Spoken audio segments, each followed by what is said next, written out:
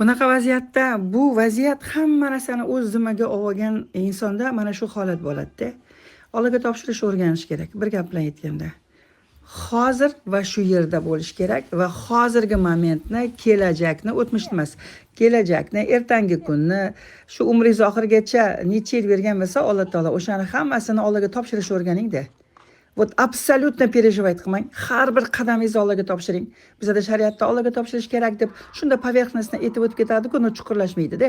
Mana shu narsani o'rgansangiz, har bir vaziyatni Allohga topshirishni o'rgansangiz borku, Alloh sizdan yaxshi biladi. Ertaga sizga nima kerakligini, bir yarim soatdan keyin nima bo'lish kerakligini, shu ovqatda qanaqa chiqish kerakligini, shu dam olish qanaqa bo'lish kerakligini, sizga qanaqa mashina kerakligini, shuni hammasini boru, qanaqa komanda kerakligini, hammasini Alloh taolo sizdan yaxshi biladi.